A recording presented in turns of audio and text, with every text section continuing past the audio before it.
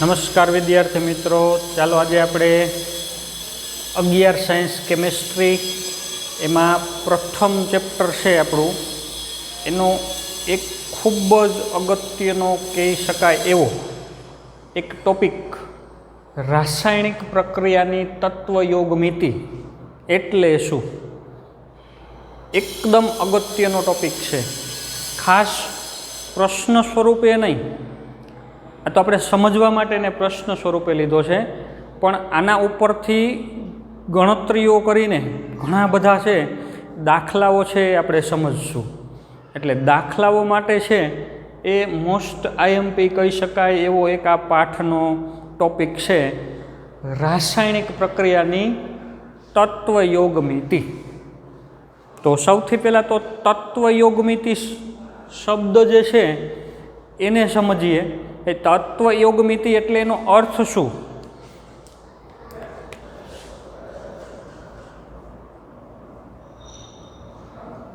તત્વયોગમિતિ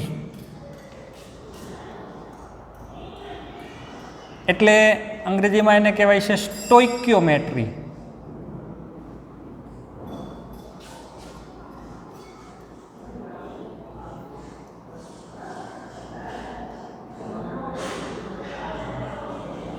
શું કહીએ એને આપણે? સ્ટોઇકિયોમેટ્રી. હવે એ જે અંગ્રેજી એનો શબ્દ છે સ્ટોઇકિયોમેટ્રી, એ હકીકતમાં બે શબ્દો જોડાઈને બનેલો છે. ગ્રીક ભાષાના એના બે શબ્દો છે, સ્ટોઇકિયોન અને મેટ્રી. તો એનો અર્થ આપણે કાઢીએ. સ્ટોઇકિયોન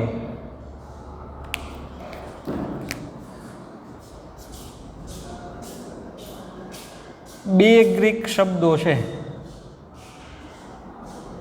એમાં એક સ્ટોઇકિયોન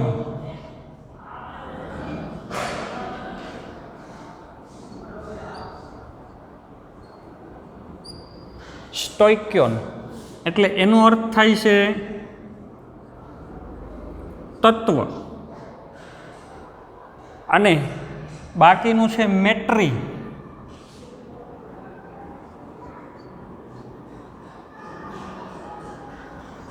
મેટ્રી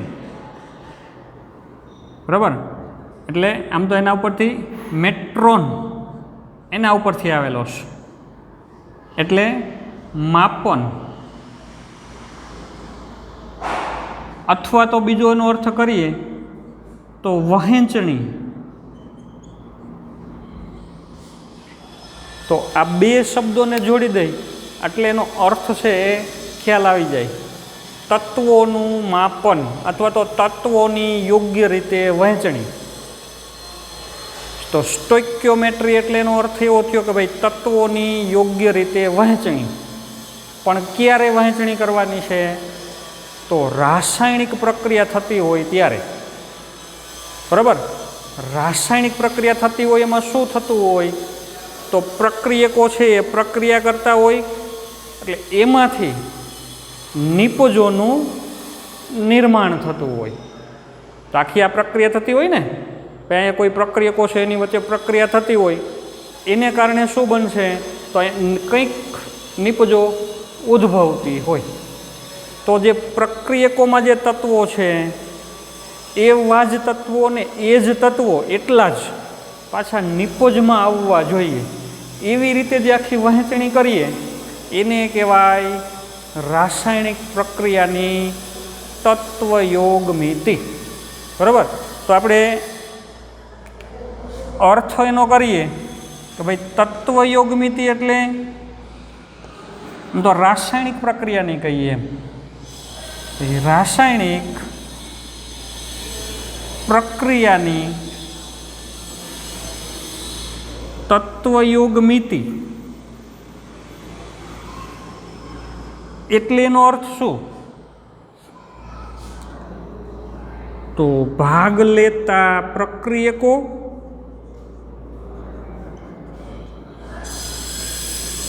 અને ઉદ્ભવતી નિપજો ની યોગ્ય રીતે વહેંચણી કરવી.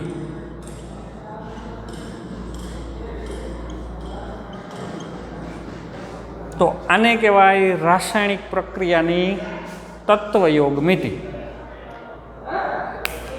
બરાબર, પ્રારંભિક આ ખ્યાલ થયો. ચાલો આપણે એને એક ઉદાહરણ લઈને સમજીએ. દાખલા તરીકે એક ઉદાહરણ છે એ મારે લેવું છે.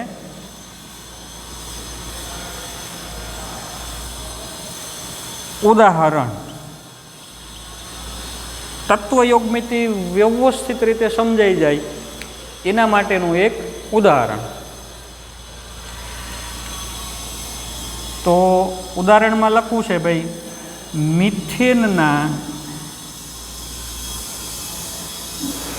મિથેનની દહન પ્રક્રિયાની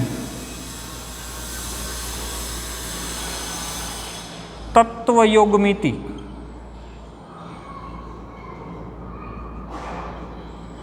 જણાવો.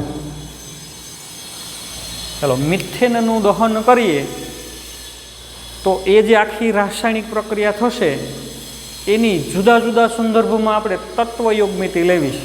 એટલે તમને ખ્યાલ આવી જશે કે ભાઈ તત્વયોગમિતિ એટલે શું. હવે પ્રથમ તો તમને મિથેનની દહન પ્રક્રિયાની ખબર હોવી જોઈએ. જો લખતા નહીં, ખાલી એમને સમજીએ. ભાઈ મિથેનની દહન પ્રક્રિયા એટલે પહેલાં તો મિથેન એટલે CH4 વાયુ હોય, ગેસ. હવે એનું દહન કરવું એટલે એની ઓક્સિજન સાથે પ્રક્રિયા કરવાની. બરાબર, ઓક્સિજન વાયુ છે એની સાથે એની પ્રક્રિયા કરવાની. હવે મિથેનને ઓક્સિજન વાયુને ભેગા કરશું તો સીધું દહન થશે? તો ના, પ્રથમ એને બંધ તોડવા માટે ઉર્જા છે એ આપવી પડે. તો આપણે શું કરવું પડે? આપણી ઘરે દાખલા કે ગેસનું સિલિન્ડર છે, એમાં મિથેન વાયુ છે, એને સીધું આપણે એનો વાલ્વ ખોલીએ તો ઓટોમેટિક નથી સળગવા માંડતો. હવાના ઓક્સિજન હારે સંપર્કમાં તો આવે છે પણ સીધો કાંઈ એનું દહન ચાલુ થતું નથી. આપણે દિવાસળી સળગાવીને રાખવી પડે ત્યાં, જેથી કરીને શું થાય તો આ ઉર્જા મેળવે એના બંધ તૂટે. કાર્બન નાઇટ્રોજનના બંધ તૂટે, ઓક્સિજન વચ્ચેના બંધ તૂટે. બધા એના પરમાણુઓ છે એ મુક્ત થશે અને પાછા જોડાશે એટલે કાર્બન છે એ ઓક્સિજન હારે જોડાશે એટલે એમાંથી શું બનશે તો CO2 વાયુ બને, કાર્બન ડાયોક્સાઇડ વાયુ.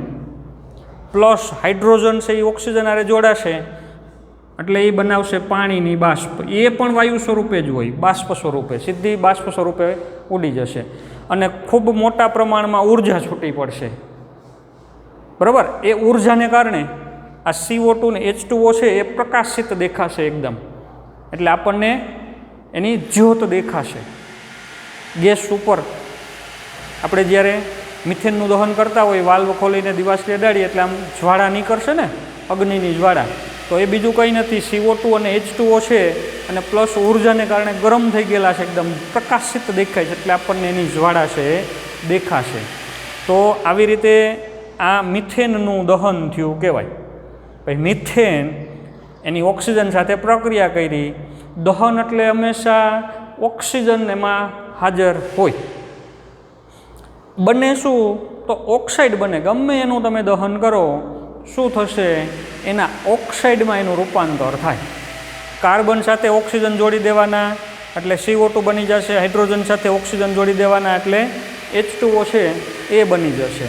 તો આવી રીતે તમે કોઈ પણ દહન કરો તો સામાન્ય રીતે કાર્બનિક સંયોજનનું દહન કરો એટલે CO2 અને H2O છે એ છૂટા પડે. તો આ થઈ ગઈ ભાઈ મિથેનની દહન પ્રક્રિયા. હવે એની તત્વયોગમિતિ તો કેટલો મિથેન લઈએ તો કેટલો ઓક્સિજન જોઈએ,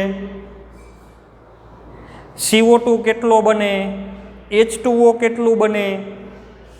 બરાબર, આની યોગ્ય રીતે વહેંચણી કરીએ એને તત્વયોગમિતિ દર્શાવી કહેવાય.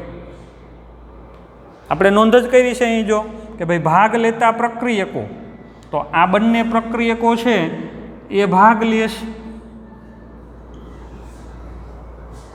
અને ઉદ્ભવતી નિપજો, તો આ બંને નિપજ છે એ ઉદ્ભવે છે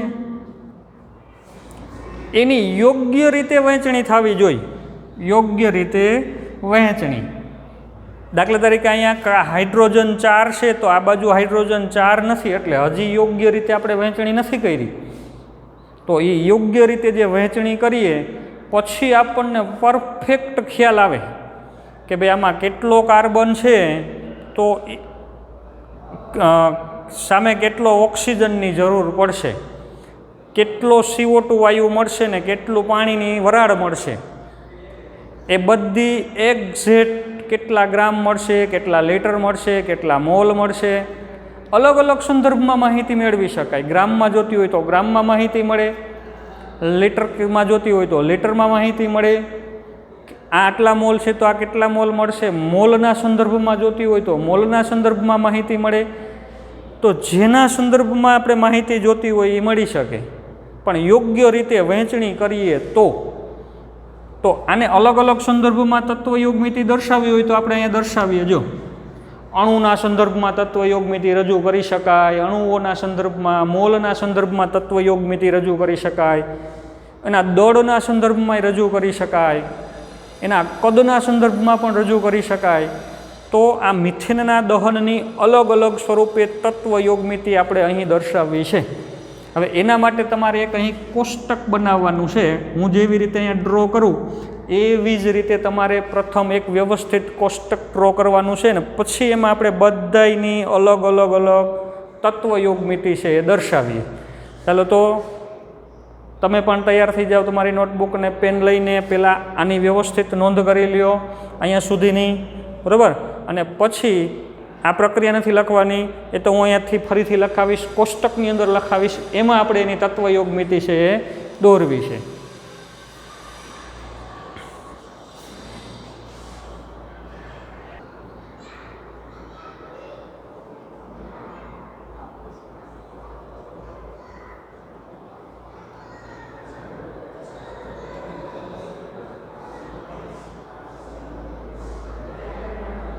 ચાલો તો પ્રથમ આવી રીતનું એક કોષ્ટક છે એ તમારી નોટબુકમાં છે, દરેક વ્યવસ્થિત છે એ દોરી લઈએ.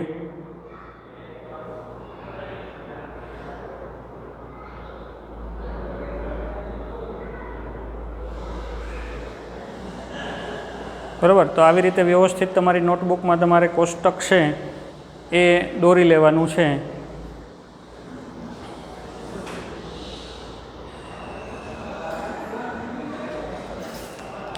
હવે અહીં આપણે રાસાયણિક પ્રક્રિયા લેશું. હમણાં લીધી હતી એ મિથેનની દહન પ્રક્રિયા. તો મિથેન એટલે CH4 વાયુ.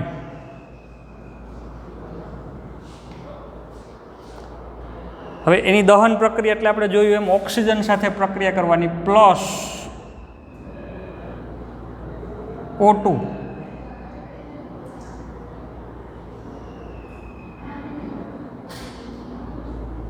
નિપજ તરીકે શું મળશે એમાંથી? તો નિપજ તરીકે મળશે CO2, કાર્બન ડાયોક્સાઇડ, અને પ્લસ હાઇડ્રોજન છે એ ઓક્સિજન સાથે જોડાઈને બનાવશે પાણી H2O. એ પણ ઊંચા તાપમાનને કારણે વાયુ સ્વરૂપે હશે. તો આખી પ્રક્રિયા છે આપણે આ રીતે લખી, methane plus oxygen it gives CO2 plus H2O. પણ હવે આને બેલેન્સ કરવું પડે, એટલે કે યોગ્ય વહેંચણી કરવી પડે. કઈ રીતે વહેંચણી કરશું?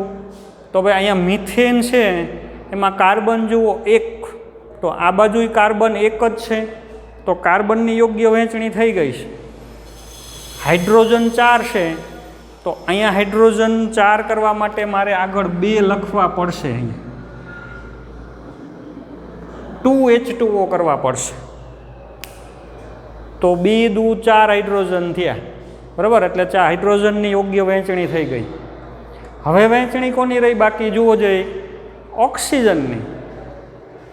2 ઓક્સિજન CO2 એટલે કાર્બન હારે 2 જોડાણા છે, અને 2 પાણીના અણુમાં 1 1 એટલે 2 અહીંયા છે, 2 અને 2 4 ઓક્સિજન છે નિપજમાં. તો પ્રક્રિયકમાં તો ખાલી અહીંયા જ છે, તો અહીંયા આપણે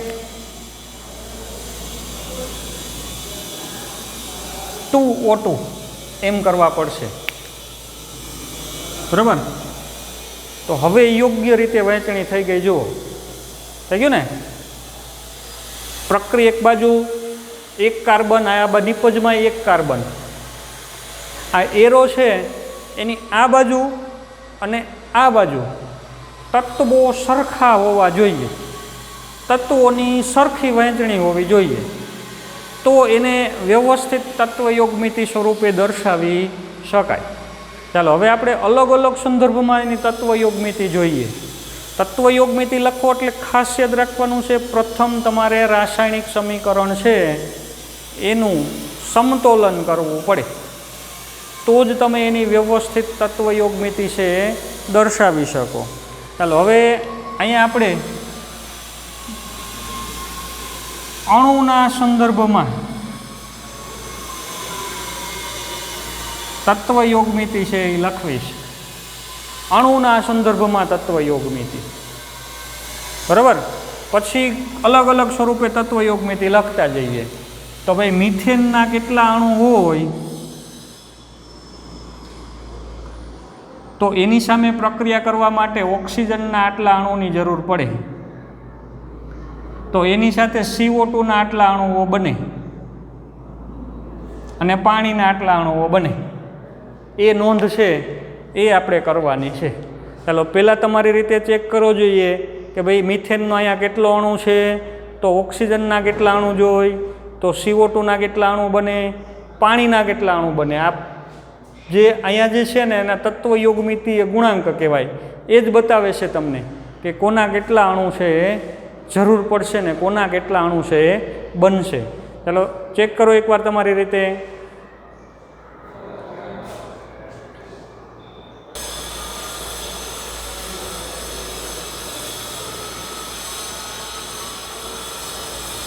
તો જુઓ હવે આપણે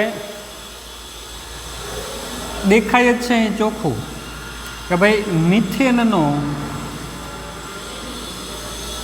એક અણુ લેવામાં આવે તો એનું સંપૂર્ણ દહન કરવા માટે ઓક્સિજન છે એના 2 અણુ જોઈએ, 2 O2 જોઈએ છે. તો ઓક્સિજનના 2 અણુની જરૂર પડે છે. તો CO2ના કેટલા અણુ બને છે, તો ભાઈ CO2નો એક અણુ બને છે. H2O, તો H2Oના 2 અણુઓ છે એ બને છે. તો આજે મેં લખ્યું ને 1, 2, 1, 2 એ અણુના સંદર્ભમાં તત્વયોગમિતિ થઈ કહેવાય. બરાબર. શું થયું છે ભાઈ? અણુના સંદર્ભમાં તત્વયોગમિતિ દર્શાવેલી છે કે ભાઈ આને એમ વચાય કે મિથેનના એક અણુનું દહન કરવું હોય તો ઓક્સિજનના 2 અણુની જરૂર પડે. હવે ઉદ્ભવે શું? તો CO2 છે એનો એક અણુ બને અને H2O છે એના 2 અણુ બને. હવે ધારો કે મારે અણુઓના સંદર્ભમાં તત્વયોગમિતિ લખવી છે. એક અણુ નથી લેવા, ઝાઝા અણુઓ લેવા છે. દાખલા તરીકે 10 અણુઓ લઉં, મિથેનના 10 અણુઓ, તો ઓક્સિજનના કેટલા અણુઓની જરૂર પડશે? તો તમને ખબર છે એક અણુ હોય તો આ ડબલ જોઈ, આના કરતાં આ ડબલ જોઈશ. આ 10 અણુઓ હોય તો આના 20 અણુઓની જરૂર પડે. આ 10 અણુઓ જ બને, આ 10 લઈ તો આ 10 જ બને, આ 20 બને. બરાબર. એવી રીતે ધારો કે હું ઘણા બધા અણુઓ લઉં છું. કેટલા લઉં છું? 100 અણુઓ લઉં છું. તો આ 200 જોઈ, આ 100 બને, આ 200 અણુઓ બને. એનાથી ને વધારે લઉં છું, ઘણા બધા વધારે લઉં છું. દાખલા તરીકે હું લઉં છું આટલા 6.022 ગુણ્યા 10⁻23 આટલા અણુઓ છે એ મેં લીધા મિથેનના. તો મને કયો જોઈએ તમે ઓક્સિજનના કેટલા અણુઓ જોશે? તો ઓક્સિજનના એનાથી ડબલ અણુઓ જોશે. ડબલ એટલે કે 6.022ના ડબલ કરીએ તો 12.044 એને ગુણ્યા 10⁻23 ચાલો એટલા અણુઓ છે એ ઓક્સિજનના જોશે. તો પછી CO2ના કેટલા અણુઓ બનશે? તો CO2ના અણુઓ કેટલા બનશે? તો CO2ના અણુઓ છે એ જેટલા 1 છે તો 1 જ બને. તો 6.022 એને ગુણ્યા 10⁻23 એટલા CO2ના અણુઓ છે એ બને. બરાબર, આ છે તો આ એટલા છે એ બને. આના કરતાં ડબલ બને છે. આ કેટલા બનશે? તો 12.044 ગુણ્યા 10⁻23 એટલા CO2ના અણુઓ બને. આ લીધા છે એના ડબલ બને છે. તત્વયોગ મિતિ એમ કહે છે આપણને. બરાબર, એને આધારે આપણે રજૂ કર્યું. હવે આ તત્વયોગ મિતિ ધારો કે મારે મોલના સંદર્ભમાં લેવી હોય તો મોલના સંદર્ભમાં તત્વયોગ મિતિ લખવી હોય તો શું થશે? તો 6.022 ગુણ્યા 10⁻23 અણુઓ એટલે એના બરાબર તો 1 મોલ કહેવાય. 1 મોલ. બરાબર કે ભાઈ 1 મોલ મિથેન લઉં તો 12.044 ગુણ્યા 10⁻23 એટલે એ તો 2 મોલ થયા.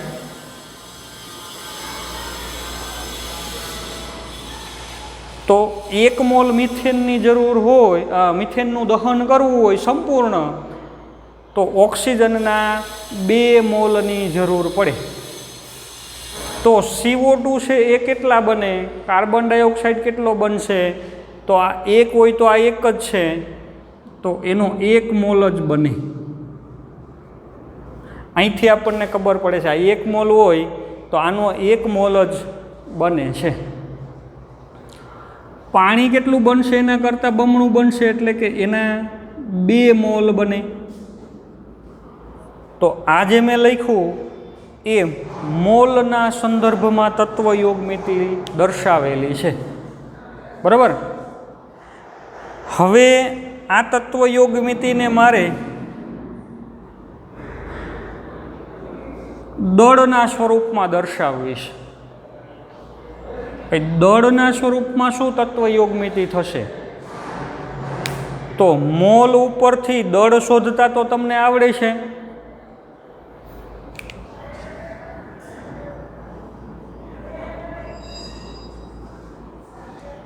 બરાબર, માસ્ટર સૂત્ર યાદ કરો આપણું. માસ્ટર સૂત્ર ભાઈ મોલ બરાબર પદાર્થનું દળ છેદમાં એનું આણવીય દળ અથવા તો મોલર દળ, એના બરાબર થાય ઘટક કણોની સંખ્યા છેદમાં એવોગેડ્રો આંક બરાબર વાયુનું કદ છેદમાં આવશે 22.7. આપણું માસ્ટર સૂત્ર છે. બરાબર, આનો તમે ઉપયોગ કરો એટલે મોલમાંથી દળ તમને મળી જાય. ખાસ યાદ રાખો, શેની ગણતરી કરવી છે? 1 મોલ એટલે કેટલું દળ થશે, આનું કેટલું દળ થશે, આનું કેટલું દળ થાય, આનું કેટલું દળ થાય, આપણે બધાના દળ શોધવા છે. તો એના માટે અહીંથી દળને બનાવો સૂત્રનો કરતા. આ દળ એને સૂત્રનો કરતા બનાવો ભાઈ. દળ બરાબર દળ, તો મોલ તો જાણીએ છીએ, તો મોલર દળ અને મોલ બંનેનો શું થશે? ગુણાકાર. મોલ એને ગુણ્યા મોલર દળ. આ સૂત્રમાં તમે કિંમત મૂકો એટલે તમને જવાબ છે મળી જાય. દાખલા તરીકે મિથેનનું દળ કેટલું થાય? મિથેનના 1 મોલ હોય તો એનું દળ કેટલું થશે? તો આપણે કિંમત મૂકીએ. મિથેનના મોલ કેટલા? 1. હવે વાત આવી મિથેનનું મોલર દળ, તો 1 કાર્બન એટલે 12 એના, અને હાઇડ્રોજનના 1 પરમાણવીય દળ 4 હાઇડ્રોજનના 12 ને 4 16. તો મિથેન માટે કેટલું થયું? મિથેન માટે 16 એકા 16 એટલે 16 ગ્રામ પ્રતિ મોલ ટૂંકમાં. બરાબર, 16 ગ્રામ થયું. 1 મોલ એટલે એનો અર્થ 16 ગ્રામ મિથેન થાય. બરાબર. આપણે માસ્ટર સૂત્રનો ઉપયોગ કરીએ, દાખલા ગણ્યા હતા, તો એને આધારે જોજો માસ્ટર સૂત્રનો જ ઉપયોગ કર્યો છે. દળને સૂત્રનો કરતા બનાવ્યો છે, તો દળ બરાબર તો આ બંનેનો ગુણાકાર, તો મોલ 1 છે 16. હવે આ જ સૂત્ર મારે ઓક્સિજન માટે લાગુ પાડવું જ. જોજો કોના માટે લાગુ પાડું છું? ઓક્સિજન માટે મારે લાગુ પાડવું છે આ સૂત્ર. તો આ બદલી જશે બધું. બરાબર. Oxygen O2. હાલો, O2 માટે કેટલા થશે? મૂકો કિંમત. મોલ કેટલા છે?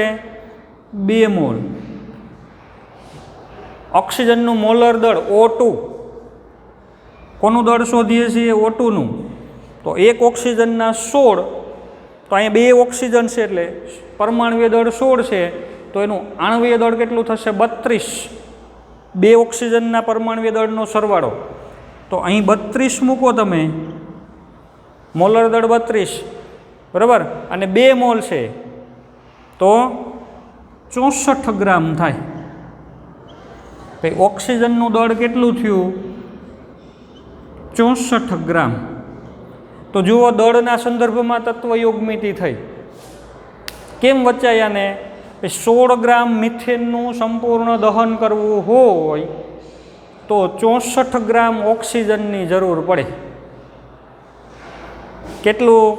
16 ગ્રામ મિથેનનું દહન કરવું હોય તો 64 ગ્રામ ઓક્સિજનની જરૂર પડે. આના મોલ જોતા હોય તો CO2 ના, તો એની કિંમત મૂકીએ આપણે. જુઓ, CO2 માટે મોલ એના 1 છે, મોલર દળ કાર્બનનું 12, ઓક્સિજનનું 16 દુ 32 ને 12 44. કેટલું થશે? 44 ગ્રામ થયું. તો અહીંયા લખું 44 ગ્રામ. નિપજ તરીકે મને CO2 વાયુ કેટલો મળશે? 44 ગ્રામ મળે. હવે વાત આવી પાણી. પાણી કેટલું મળશે? તો આ ગણતરી મારે પાણી માટે કરવી છે. કોના માટે કરવી છે? પાણી માટે. તો પાણીના મોલ છે 2 ગુણ્યા એનું મોલર દળ, તો 16 અને 2 18. તો આ થશે 18. હવે 1 મોલ હોય તો 18 ગ્રામ થયું, તો 2 મોલ તો 18 દુ ને 36 ગ્રામ થાય. તો પાણીનું દળ કેટલું થયું? 36 ગ્રામ પાણી મળે. તો દળના સંદર્ભમાં તત્વ યોગમિતિ થઈ કે ભાઈ 16 ગ્રામ મિથેનનું સંપૂર્ણ દહન કરવું હોય તો 64 ગ્રામ ઓક્સિજન વાયુની જરૂર પડે. હવે બંને વચ્ચે સંપૂર્ણ પ્રક્રિયા થઈ જાય એટલે નિપજ તરીકે 44 ગ્રામ કાર્બન ડાયોક્સાઇડ વાયુ મળે અને 36 ગ્રામ છે પાણી બાષ્પ સ્વરૂપે મળે. તો આ થઈ દળના સંદર્ભમાં તત્વ યોગમિતિ. હવે આ જ તત્વ યોગમિતિ છે એ મારે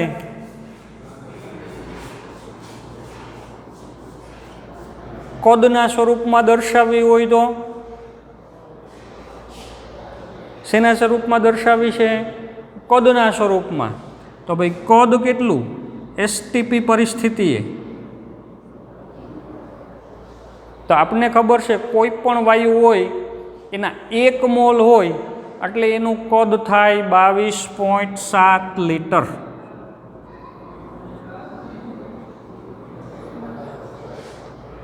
એક મોલ એટલે 22.7 લીટર.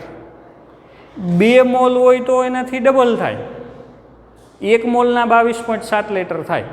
2 મોલ હોય તો 45.4 લીટર. CO2 1 મોલ છે. 1 મોલ એટલે 22.7 લીટર. પાણીની બાષ્પ વાયુ સ્વરૂપે છે 2 મોલ છે.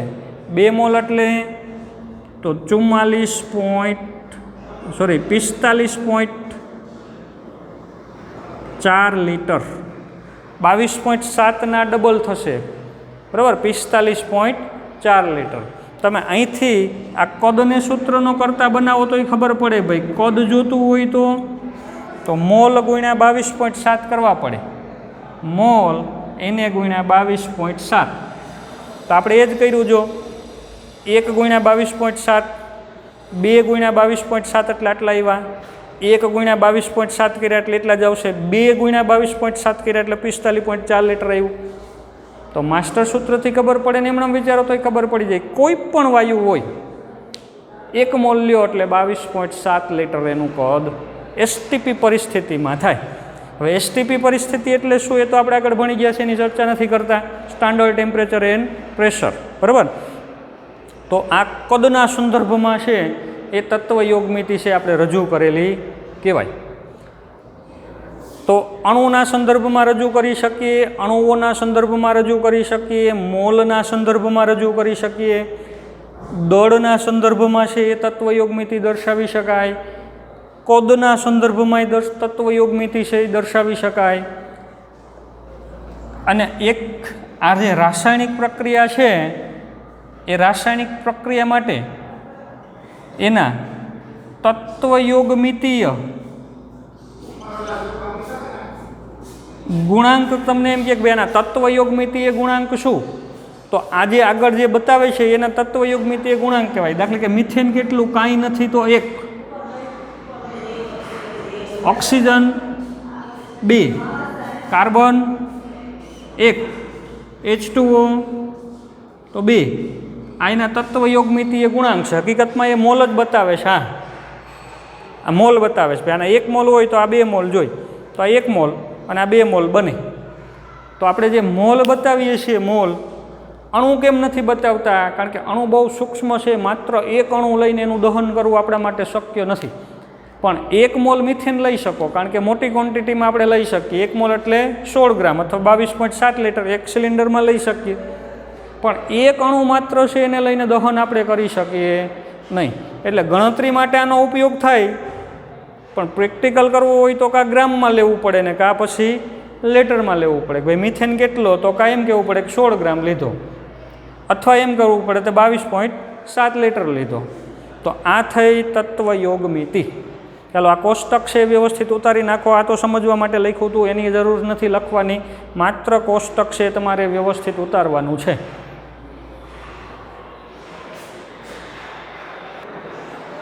ચાલો વિદ્યાર્થી મિત્રો, કોષ્ટક ઉતારે જાય પછી જે મિથેન માટે લખ્યું એવી જ રીતે તમારે ઇથેન એટલે કે C2H6 એની દહન પ્રક્રિયાની તત્વ યોગમિતિ લખવાની છે. અહીંયા C2H6 લખવાનું પ્લસ ઓક્સિજન, CO2 બનશે પ્લસ H2O.